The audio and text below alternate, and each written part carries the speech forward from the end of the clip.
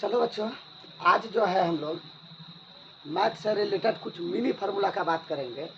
और जैसे mini mini formula सीख जाएंगे तो वो छोटी छोटी फार्मूला होता है मिनी में, जो कि आपको याद करने में बहुत इंटरेस्टिंग होगा। और जब मिनी फार्मूला सीख जाएंगे तब एक एक करके हम एक एक पे वीडियो बनाएंगे स्पेशल। जैसे कि वर्ग पे एक वीडियो बनाएंगे, आयत पे हम स्पेशल बनाएंगे। आज हम लोग अभी थोड़ा थोड़ा मिनी के बाद फार्मूला के बारे में जानते हैं। चलिए देखते हैं इसमें है क्या। कहता है यहाँ वर्ग। वर्ग देखो बच्चा, यहाँ जो है बच्चा वर्ग देखो, वर्ग में जो है कि चारों भुजा बराबर होता है। वर्ग में ए भुजा जितना होगा ए भुजा भी उतने होगा, ए भुजा का माप भी उतने होगा, इस भुजा का माप भी उतना ही होगा। तो हम लोग ज़्यादा इसमें डिस्कशन नहीं करेंगे। इस भुजा को जो ए से सूचित करते हैं।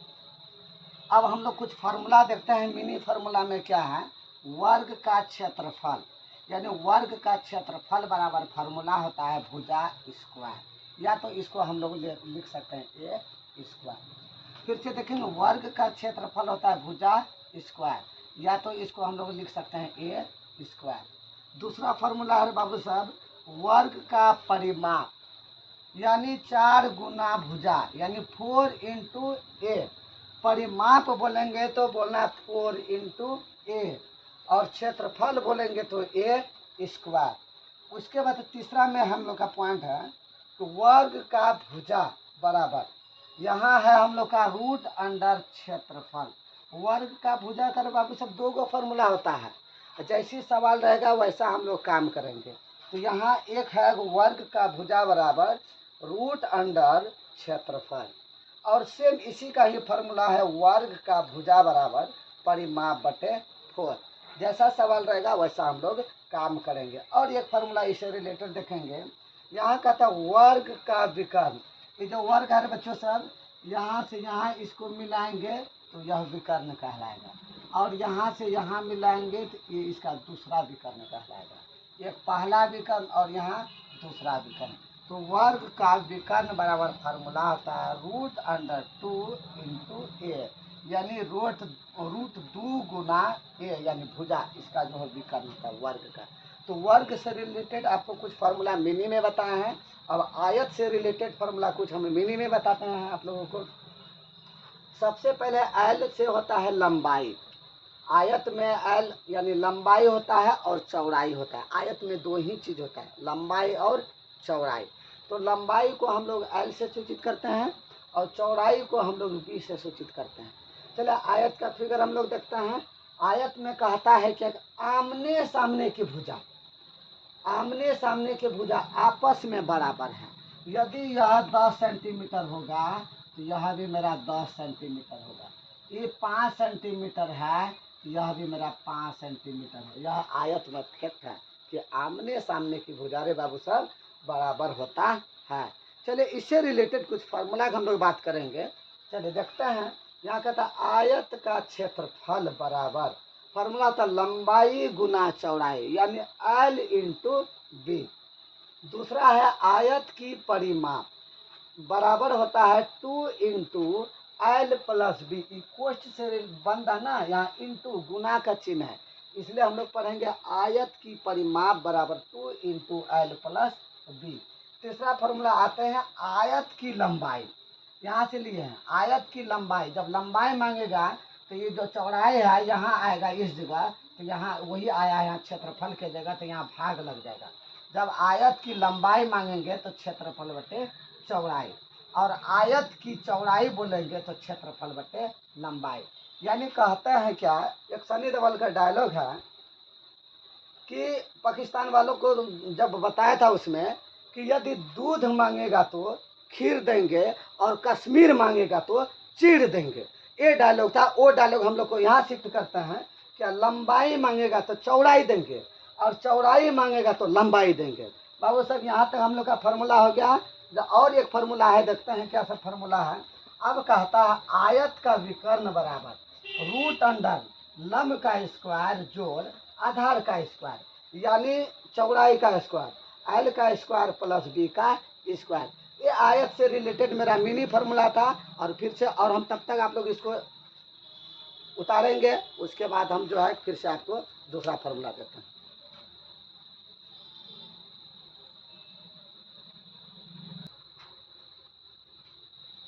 क्या बच्चों आप लोग उतार लिए ना? चलिए फिर हम लोग दो फार्मूला और इसे आगे देखते हैं रिलेटेड। सबसे पहले इसमें और फिर से आ गया हम लोग का वृत्त यानी सर्किल।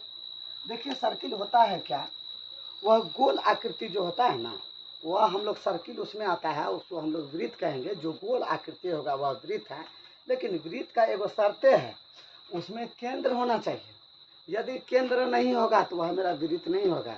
वह क्या होगा आगे वाला वीडियो में बताएंगे। तो जैसे यह जो बनाए हैं गोल, यह तो वृत्त है। तो वृत्त में जैसे हम ओ दे दिए ना, यही मेरा केंद्र है।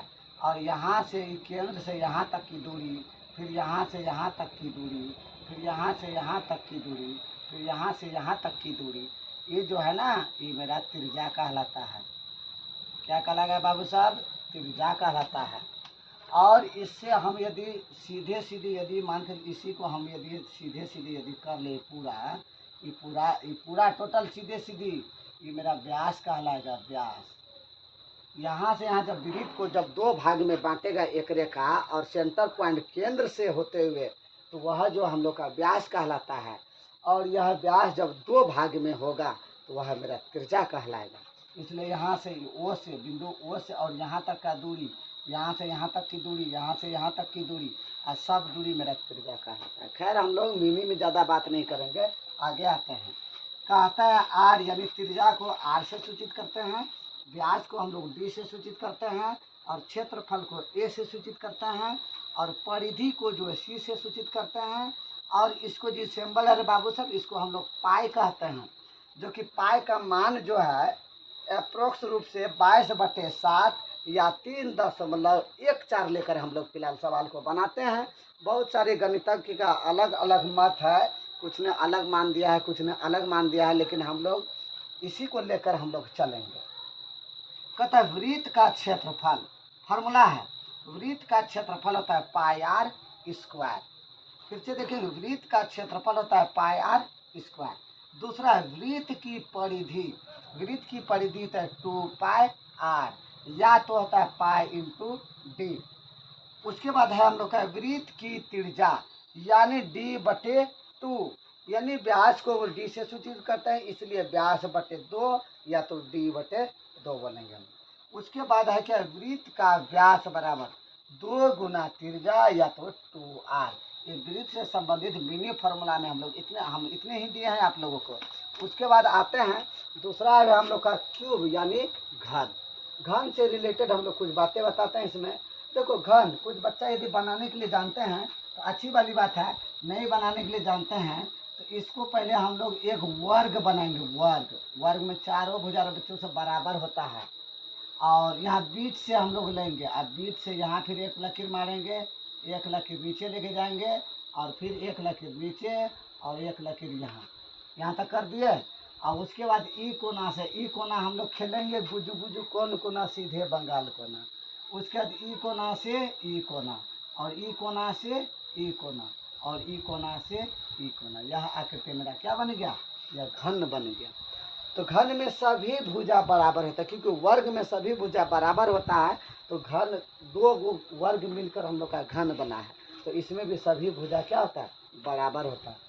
इसका भुजा को हम लोग ए से सूचित करते हैं। चलिए आगे इसका कुछ फार्मूला हम लोग देख लेते हैं। कहता है घन का आयतन बराबर होता है ए क्यूब, यानी भुजा क्यूब। घन का आयतन बराबर होता है भुजा क्यूब। दूसरा फार्मूला है घन का वक्र पृष्ठ क्षेत्रफल बराबर होता है 4 गुना ए स्क्वायर, यानी भुजा स्क्वायर, यानी 4a स्क्वायर आप कह सकते हैं। घन का वक्र पृष्ठ क्षेत्रफल बराबर होता है 4a स्क्वायर। उसके बाद है आपका घन का कुल, यानी संपूर्ण ये कहेगा या तो कुल कहेगा, दोनों बात एक है, इसलिए इसमें डरना नहीं है। घन का कुल पृष्ठ क्षेत्रफल बराबर तो 6a स्क्वायर, यानी 6a स्क्वायर, यानी 6 गुना भुजा स्क्वायर। उसके बाद घन का विकर्ण होता है √3 इंटू ए, यानी √3 गुना भुजा। यही हम लोग का मेरा जो है बच्चों सब घन से रिलेटेड मिनी फार्मूला था, और इससे वृत्त से रिलेटेड मिनी फार्मूला था, और आगे फिर हम इसको आप लोग तब तक उतारेंगे और फिर मिनी फार्मूला देंगे आप लोगों को।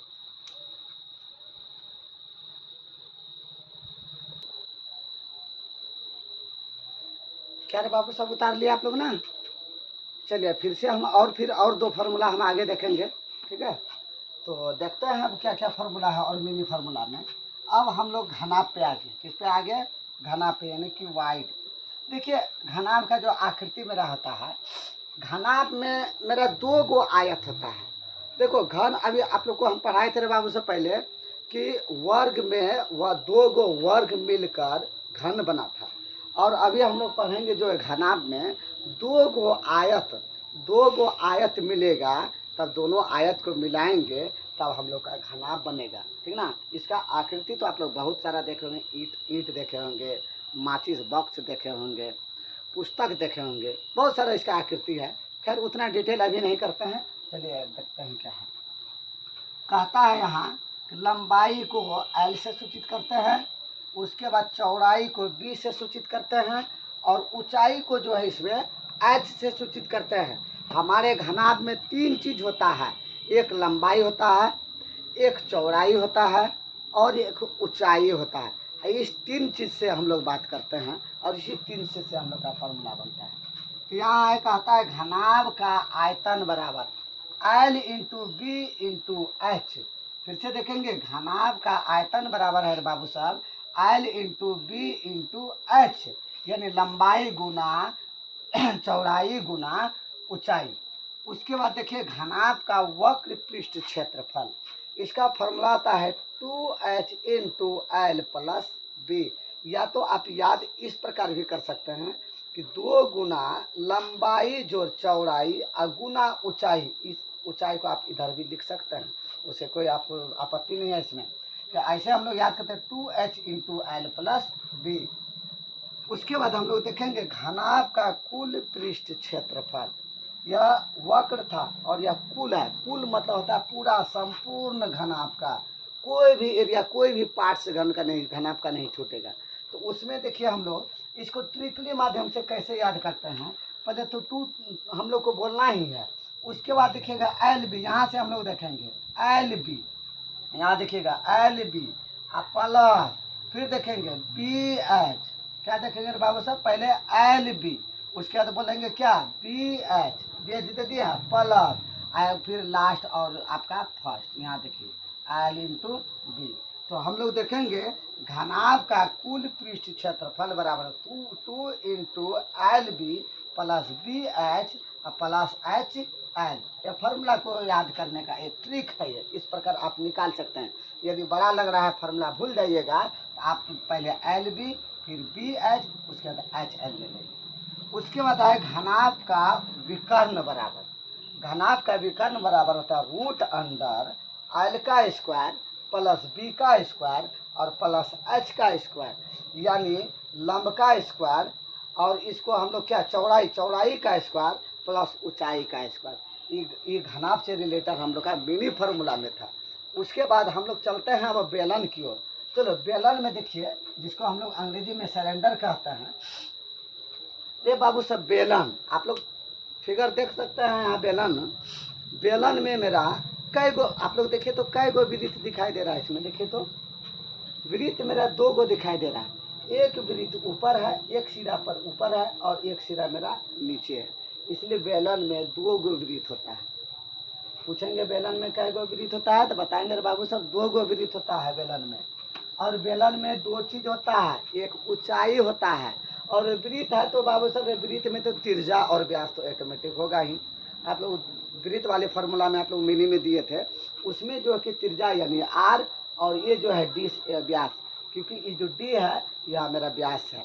तो बेलन में जो है कि एक ऊंचाई होगा और 2 वृत्त है, तो वृत्त में तो त्रिज्या और आपका जो है कि डी यानी व्यास होगा ही। तो देखते हैं ऊंचाई को एच से सूचित करते हैं और त्रिज्या को आर से और व्यास को हम लोग डी से सूचित करते हैं। इससे रिलेटेड मिनी में 1-2 फार्मूला देखते हैं। कहता है बेलन का आयतन बराबर पाई आर स्क्वायर एच, बेलन का आयतन बराबर होगा पाई आर स्क्वायर एच। उसके बाद है यहाँ बेलन का वक्र पृष्ठ क्षेत्रफल बराबर होता है 2 पाई आर एच। बेलन का वक्र पृष्ठ क्षेत्रफल बराबर 2 पाई आर एच। उसके बाद है बेलन का कुल पृष्ठ क्षेत्रफल बराबर हम लोग याद करेंगे 2 पाई, इसको पाई है 2 pi r into r plus h. ये फॉर्मूला याद करने का जो है यह जो बेहतरीन से बेहतरीन यह मेथड है, इसलिए लिखे हैं बेलन का कुल पृष्ठ क्षेत्रफल बराबर 2 pi r into r plus h. अरे बाबू इसको फिर से आप लोग उतारेंगे, उसका फिर हम मिनी फार्मूला देते हैं आप लोगों को।